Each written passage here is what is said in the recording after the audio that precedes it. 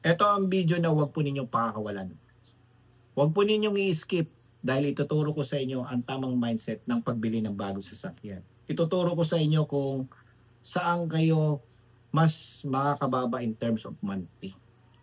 Matatapos po ninyo ng maaga at hindi po kayo basta-basta mahatakan ng sasakyan. Alam ko na marami sa inyo dyan ay nangangarap o nagbabalak na bumili ng bagong sasakyan. At yung iba po dyan ay nag-iipon na. Namimili na lang kung anong magandang brand o anong ang magandang promo. Pero syempre, hindi po natin maiwasan na sometimes tumatiming lang tayo. At hinahanap din po natin yung right person na makatulong sa atin. Kung saan tayo mas makakatipid. Kumbaga magtuturo sa atin kung saan yung advantage para sa atin, saan tayo makaka-benefit, ika nga value for money. Tama po ba? Kung interesado ka, umupo ka lang dyan, huwag mo skip ang video ito, paki-like, paki-subscribe, at i-share nyo na sa inyong family members and friends. Nang sa ganun, dumami tayo mga ka-idol. Alam ko na marami sa inyo dyan ay nagre-refer sa social media. Nanonood ng mga advertisement, TikTok, nagkikipag-usap sa mga agents, alin dito ang may magandang promo, magandang features. Tama po ba? Ano yung mga latest cars ngayon? Pero di natin maiwasan na sometimes medyo meron tayong feeling of doubt o feeling of no trust na every time na pupunta tayo sa mga dealerships, may kausap tayong branch, ahente, na bakit ganon? Same brand, different dealers, different agent, same unit, same price. Magkaiba ang promo. Bakit hindi sila uniform? Tama po ba? Kaya ka nagda-doubt ngayon. Diba? Or sometimes, same brand, same branch, same unit, same price, different agents, different promo. Tama po ba? Bakit? Dahil sa sales, pagalingan, pababaan, padamihan ng bigay, pabilisan ng close. Kung sino yung unang makakapag-close, makakapagpa-approve at makakakuha ng reservation, panalo ka. Pero kung mabagal ka, tapos ka. Okay? So dito, ituturo ko sa inyo kung ano yung tamang mindset po ninyo ng pagbili ng bagong sasakyan. I do not encourage you na patulan yung mga ino-offer sa social media. Gaya ng low down o zero down at maraming freebies. Bakit? Kapag ganun ang offer sa inyo, it means mataas ang interest at malabo na matapos mo ang 5 years. Kaya sa video ito, ituturo ko sa inyo ang tamang mindset ng pagbili. Kung sakaling bibili po kayo ng bagong sasakyan, see to it na may ipon po kayo. Planado. Mag-ipon po kayo ng pera na tipong swak sa budget ng mga second hand. Let's say, bibigyan ko kayo ng example, idol. Let's say, you are eyeing for a small sedan, gaya ng Toyota Vios. Okay? So, ano ba yung pinaka-affordable na Toyota Vios ngayon? Let's say, 2017 Toyota Vios e-automatic. Okay? That time na yon, ang price po ng Toyota Vios way back 2017, I think nasa around 880. Okay? 880 kasi nagkaroon po ako ng mga ka-idol. So right now, ang presyo po niyan, okay, if you are looking to marketplace, Facebook marketplace, ang presyo po niyan ngayon ay nasa 320 to 360. Okay? Yan po yung nakalagay sa price tag ng marketplace. Depende po yan sa may-ari. Depende rin po yan sa kondisyon at milyahe ng sasakyan. Pero ang totoong damputan po niyan ay nasa around 220 to 250. kung ikaw ay buy and sell. Okay? Ulitin ko, ang naka-post sa social media niyan ay maglalaro sa 320 to 360. Ang tamang damputan po niyan ay nasa 220 to 250. Kung ikaw ay buy and sell at kung marunong kang tumingin at dumiskarte. Okay, bakit ko in-example sa inyo ang second hand na sasakyan? Dahil dito mo makikita kung papaano mo lalaruin ang iyong pera. Let's say, if you are planning to buy a brand new car, mas mabuti muna siguro i-set mo muna ang sarili mo sa pagbili ng second hand na sasakyan. Bakit? Kasi pag bumili ka ng second hand na sasakyan, meaning you are able to buy it in cash instead of financing. Bakit? Unang-una, second hand yan eh. Although mura yan, pero syempre, kapag binili ko yan through financing, definitely, ang price po yan ay same lang rin po sa bago. Dahil halos dodoble. Di ba? Yung 360 or 320 to 360, ma-mark upan pa yan, idol. May interest pa yan. So, lumalabas, parang bago pa rin yung binili mo. Pero second hand. Yun nga lang, siyempre, naka-mortgage. Di ba? Kumbaga, parang feeling mo, medyo kaya naman. Pero in the long run, pag inanalyze mo talaga based on figures, parang bumili ka pa rin ng brand new.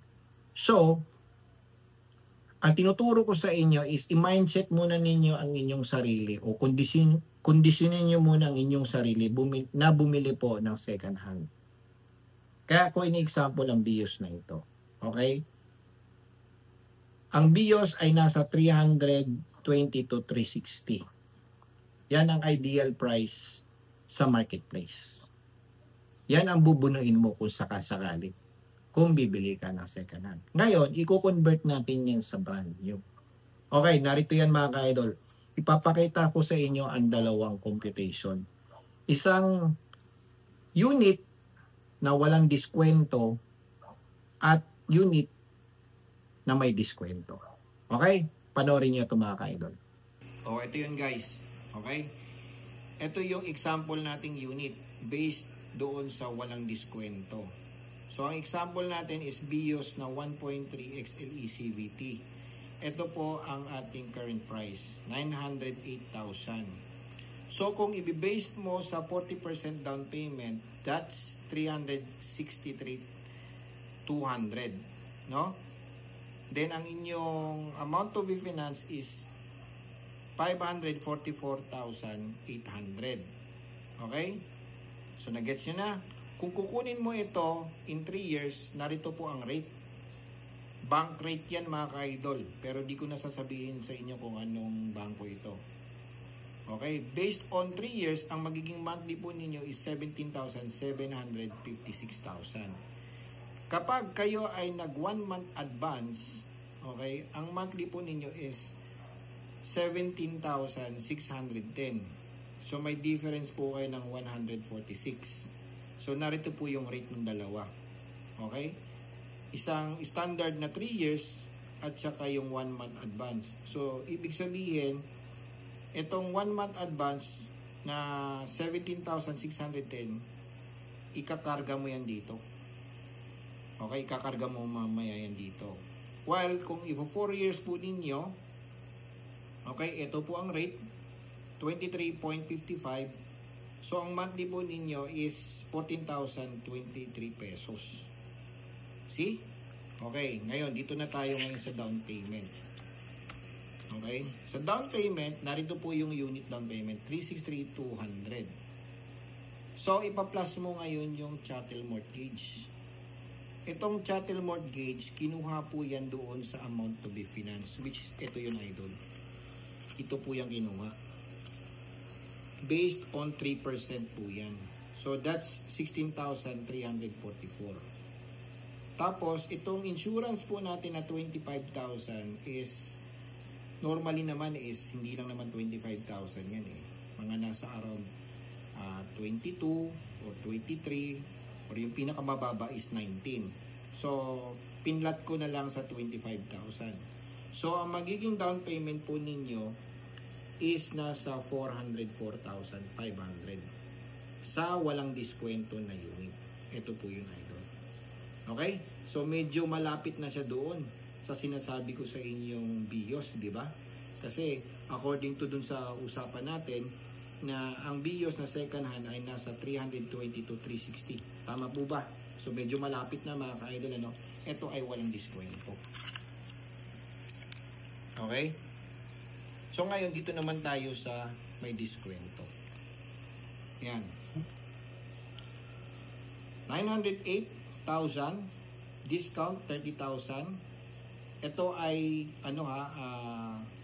depende sa buwan. Ito ay imaginary only yung 30,000. So let's say 30,000 ang unit discount mo for the unit.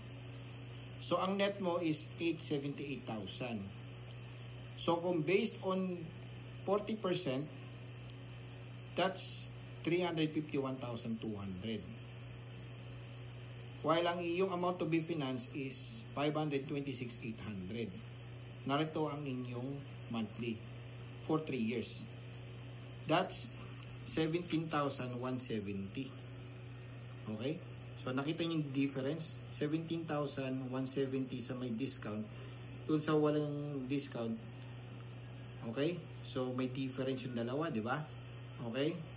Sa OMA naman is 17,028. While dito naman yung OMA, okay? 17,610. Okay, nakita niyo yung difference, idol? Okay? Okay, kapag 4 years mong babayaran yan, 13,560. While dito naman, 14,023. So, medyo malaki rin ang difference, mga ka-idol, di ba? Ngayon, pagdating natin sa down payment, 351,200 plus 15,804 yung chattel. And then, yung insurance is 25,000. Lumalabas, ang inyong down payment is 392,000. Yan po ang inyong magiging total down payment.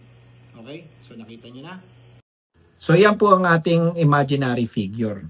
But, realistic na yan mga ka-idol dahil yung rate na ginamit naman po natin ay sa bangko rin po yan. Kumbaga, kung ano yung figure na pinakita ko po sa inyo, same lang rin po yan sa bangko. Ang pinagkaiba lang is, hindi ko nilagay dito ang 3 years registration, na which, normally nililibre naman sa dealership eh. Depende na lang kung obsolete na ang unit. Kumbaga, nag-iisa na lang yung unit at minamatamis po ng dealership. Eh baka pabayarin po kayo. Pero normally nililibre po yan. Ang hindi po nila nililibre is yung TPL. Third party liability. Normally, ang price po niyan ay nasa around 2,000 to 3,000. With regards to freebies, depende po sa mga kausap po ninyong ahente. Dahil magkaiba po ang income ng in-house versus sa bank PO. Yung pinakita ko sa inyong figures. Magkaiba yun, idol. Kumbaga, maliit lang ang income ng bank PO. So, konti lang ang freebies na may offer po sa inyo. But same services din po yan mga ka-idol. Gaya ng sinabi ko sa inyo, kung sakaling bibili po kayo ng brand new na sasakyan, iset muna ninyo ang inyong utak na bumili ng second hand. Para hindi po kayo ma-stuck doon sa low down payment o zero down payment. Kumbaga, mag-ipon po muna kayo ng pang second hand. Yung tipo bang nadodoon sa close range ng inyong down payment. Let's say, Toyota Vios ang kursunada po ninyo na nag-average ng ganyang presyo, 900. Di ba? So, try to consider na mag-down po kayo ng 40% or 50%. Di ba? At kung sakaling mas mangibabaw po sa inyo ang brand new, mag-swing po kayo sa brand new. Pero kung ayaw nyo nang mag-monthly, mag-second hand po kayo. Dahil depende naman po yan sa mga taong kausap ninyo. At ano ang kondisyon ng unit, kung gaano kataas ang milyahe, at gaano kalalim kayo tumawad. Make sure na magdadala po kayo ng magaling na mekaniko nang sa ganun makasecure po kayo. Pero, at the end of the day, while contemplating between the second hand and brand new, at na-realize mong brand new, shoot ka pa rin. At least, mataas ang iyong down payment, mababa yung monthly, matatapos mo ng mas maaga, hindi ka pa prone sa mahatakan. Good creditor ka pa mga ka-idol. Tama po ba? Okay? So, I do not encourage you na patulan yung mga low down, zero down dahil siyempre kapag pinatulan mo yon, definitely long shot ka. Long shot ka na tamaan mo ang 5 years. Dahil medyo mahaba yun mga kaidol at mataas pang yung monthly. Dahil yung monthly ng low down at 5 years, halos konti lang ang difference doon sa pinakita ko sa inyo. Mas mababa pa nga yung pinakita ko sa inyo. Tapos short terms pa mga ka-idol. Parang nagmamonthly ka lang ng Toyota Wigo. Higher than Toyota Wigo. Lalo na kung 4 years mong kukunin. Tama po ba? Okay? So I hope nakatulong po ang video ito mga ka-idol sa pagkuha ninyo ng bagong sasakyan. Like I said, keep in mind na dapat lagi kayong handa at planado ang inyong pagkuha ng bagong sasakyan. Okay? Thank you for watching.